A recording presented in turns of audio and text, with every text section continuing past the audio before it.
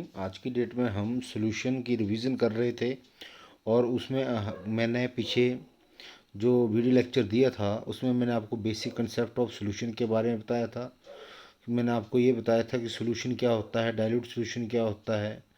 अब थोड़ा सा हम आज की डेट में एक इम्पॉर्टेंट टॉपिक पढ़ेंगे। इसके ऊपर 1 मार्क्स का क्वेश्चन आता है कि method for expressing the concentration of the solution, कि किस तरीके से हम जो कंसंट्रेशन है सॉल्यूशन के अंदर उसको हम क्या कर सकते हैं, एक्सप्रेस कर सकते हैं। That is our topic for today. सबसे पहले जो देर आर वेरियस मेथड, बहुत सारे मेथड हैं आपके कंसंट्रेशन ऑफ द सॉल्यूशन को एक्सप्लेन करने के लिए। इससे पहले थोड़ा सा मैं आपको what is the difference between dilute solution and concentrated solution के बीच में डिफरेंस बता देता हूँ। डाइल्यूट सॉल्यूशन वो सॉल्यूशन होते हैं जिसके अंदर जो आपका सॉल्यूट है उसकी मात्रा 5% से कम होती है, उस सॉल्यूशन को हम डाइल्यूट सॉल्यूशन कहते हैं। अगर किसी सॉल्यूशन के अंदर जो आपका सॉल्यूट है उसकी मात्रा 5% से ज़्यादा होती है, उस सॉल्यूशन को हम कंसनट्रेटेड सॉल्यूशन कह देते हैं। सबसे पहले आपको मैं स्ट्रेंथ के बारे में बताता हूँ कि स्ट्रेंथ क्या है। तो जो स्ट्रेंथ है सॉल्यूशन में, the strength of the solution is defined as the number of grams of solute dissolve per litre of the given solution. यानी स्ट्रेंथ की डेफिनेशन है, it is defined as number of gram of solute dissolve per litre of the given solution. यानी जो आपका strength of the solution है generally एक प्रकार की रेशियो है, weight of the solute in gram divide by, ये आपकी एक रेशियो है, weight of the solute in grams divide by volume of the solution in litre. उसके बाद हमारे पास एक छोटा सा एक और टॉपिक आता है 1 नंबर का कि व्हाट इज़ द मोलैरिटी। तो जो मोलैरिटी है it is defined as number of moles of solute present in per litre of the given solution. Generally molarity को हम एम से डिनोट करते हैं और ये एक प्रकार की रेशियो है, number of moles of solute divide by total volume of the solution in litre. Generally जो आपका मोलैरिटी है W divide by molar mass multiply by 1000 by V भी होता है। यहाँ पे W आपका अमाउंट ऑफ सब्सटेंस रिक्वायर्ड है, M आपका जो ये मोलर मास है, 1000 एक स्टैंडर्ड कंडीशन है, B आपका क्या है, वॉल्यूम रिक्वायर्ड है।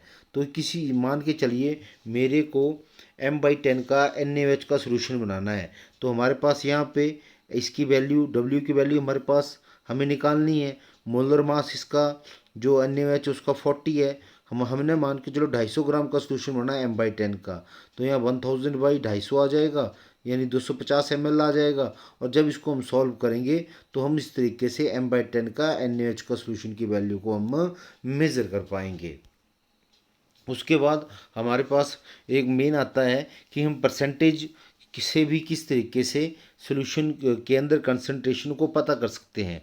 तो जो परसेंटेज है उसको बताने की बहुत से परसेंटेज बाय मास भी है, परसेंटेज बाय वॉल्यूम भी है, percentage by mass of volume भी है। तो बोलता है the percentage of the solution is usually expressed either as percentage of mass और परसेंटेज ऑफ वॉल्यूम और percentage of mass by volume भी है। तो सबसे पहले हमारे पास फार्मूला है कि mass percentage of the component. इसके लिए फार्मूला हमारे पास क्या होगा, it is the ratio of mass of the component in the solution divide by total mass of the solution multiply by 100। अगर हम ये फार्मूला लगाएंगे तो हम मास परसेंटेज की वैल्यू को ज्ञात करेंगे जो एक प्रकार की सॉल्यूशन की कंसंट्रेशन को एक्सप्रेस करती है। Volume percentage of the component, तो के लिए फार्मूला हो जाएगा volume of the component divide by total volume of the component multiply by 100। ये आप किस तरीके से आपकी वॉल्यूम परसेंटेज की वैल्यू आ जाएगी।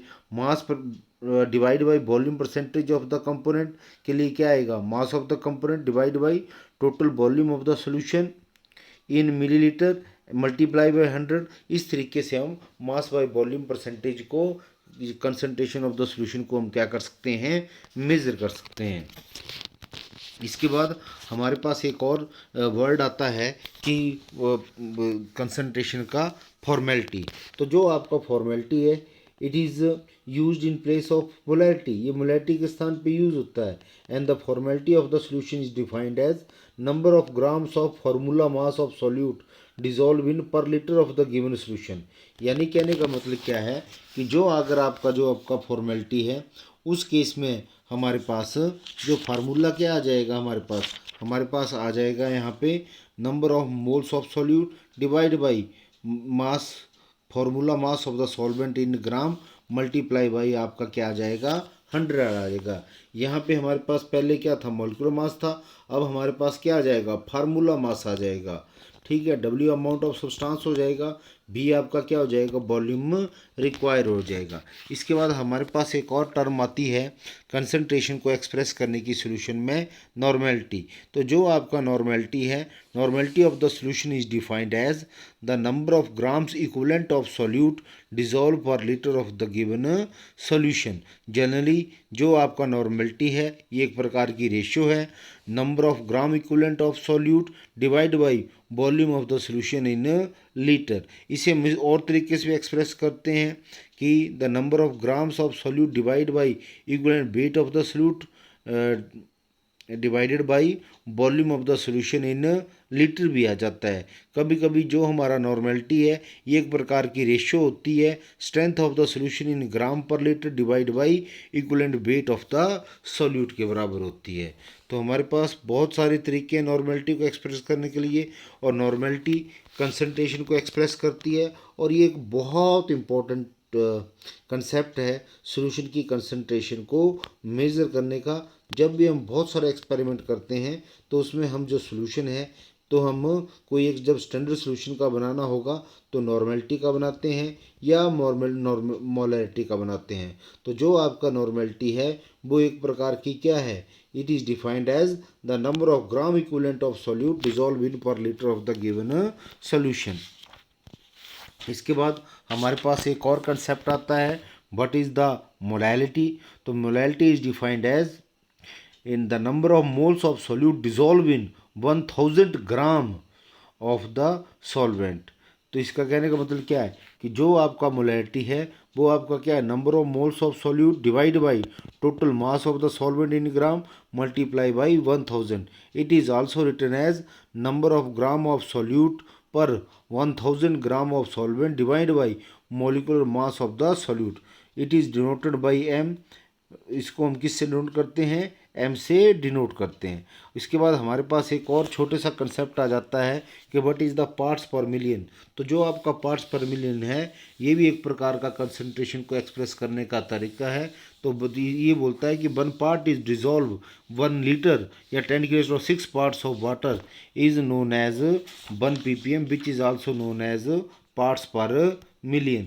इसके बाद हमारे पास एक मेन कंसेप्ट आता है कि what is the mole fraction of the solute. Mole fraction, it is also express the concentration of the solution, and the mole fraction of the component in a solution is defined as the number of moles of that component divided by total number of moles of all the component. Thus it is a binary solution.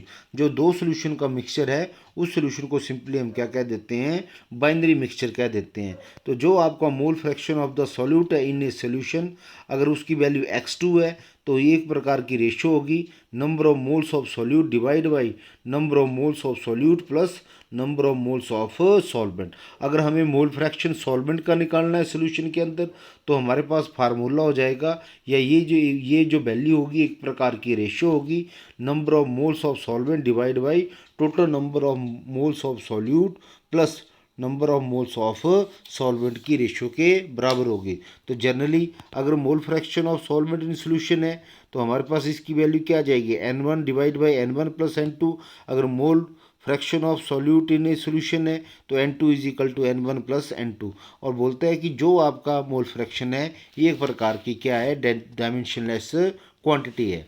अब हमारे पास इसके बाद last एक आ जाता है कि what is the mass fraction. तो बोलता है mass fraction of the component of the solution is defined as the mass of that of the component divide by total mass of the solution. अगर मेरे को अगर मान के चलिए कि X A and X B are the mass component of A and B respectively, W is the one component of A is mixed with W B gram of the second component of a binary solution, then X A बराबर है W A into W A plus W B and X B बराबर है W B into X, W A plus W B.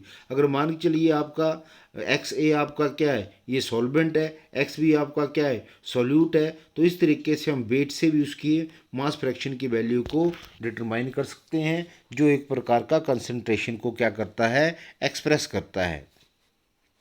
हमारे पास question आ जाता है कि normality, molality and strength of the solution changes with temperature but molality and mole fraction and mass fraction do not. कभी कभी हमारे पास एक नंबर का क्वेश्चन पूछ लेता है पेपर में कि नॉर्मेलिटी, मोलैलिटी और स्ट्रेंथ ऑफ द सॉल्यूशन जो होती है वो टेम्परेचर के साथ चेंज हो जाती है, परंतु जो आपका मोलैलिटी है, मोल फ्रैक्शन है और मास फ्रैक्शन है वो चेंज नहीं होता है। इसका कारण ये है कि this is because the former involve that the volume of the solution which changes with temperature, कि जो आपका वॉल्यूम, जो वॉल्यूम है सोल्यूशन का वो क्या हो जाता है, टेम्परेचर के साथ चेंज होता है, but later the masses of the solute and solvent do not change with temperature. पर जो मास होता है सोल्यूट और सॉल्वेंट का वो टेम्परेचर के साथ चेंज नहीं होता है। That's why the molality and mole fraction are usually preferred. तो इसलिए हम मैक्सिमम क्या करते हैं, मोलैलिटी और मोल फ्रैक्शन को मेनली क्या करते हैं, यूज़ करते हैं, क्योंकि अगर जब आपका नॉर्मेलिटी, मोलैलिटी और स्ट्रेंथ के अंदर जो आपका वॉल्यूम ऑफ द सॉल्यूशन होता है उसकी वैल्यू टेम्परेचर के साथ चेंज हो जाती है, परंतु जो मासेस होता है सॉल्यूट और सॉल्वेंट का वो चेंज नहीं होता है विद रिस्पेक्ट टू टेम्परेचर। इसलिए हम मैक्सिमम मोलैलिटी और मोल फ्रैक्शन को यूजली क्या करते हैं, प्रेफर्ड करते हैं। कभी कभी एक नंबर का और क्वेश्चन पूछ लेता है कि one molar aqua solution has greater concentration than one mole of solution, कि जो आपका कहने का मतलब क्या है कि जो आपका वन मोलर सोल्यूशन है यानी कंटेनिंग वन, वो आपके वन मोल सोल्यूशन से ज़्यादा क्यों है मोलर और मोल में। तो बोलता है दिस इज़ बिकॉज कि जो वन आपका मोल सोल्यूशन है it contain one mole of solute in 1000 cc of the solution.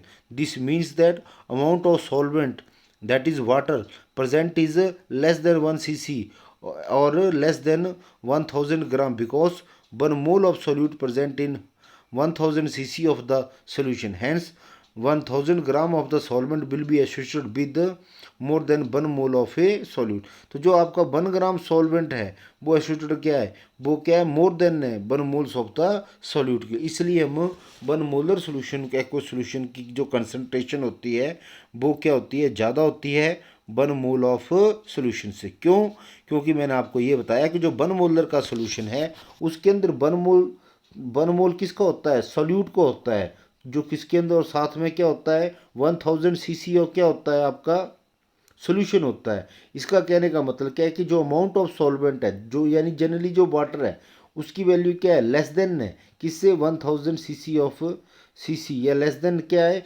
1000 ग्राम से। क्यों, क्योंकि जो 1 मोल ऑफ सॉल्यूट प्रेजेंट होता है वो 1000 सीसी ऑफ द सोल्यूशन के अंदर होता है। हैंस 1000 जो ग्राम होता है वो solvent will be associated with more than 1 mole of solute. इसलिए हम 1 मोलर सोल्यूशन की जो कंसंट्रेशन होती है वो ग्रेटर होती है 1 मोल ऑफ सोल्यूशन से।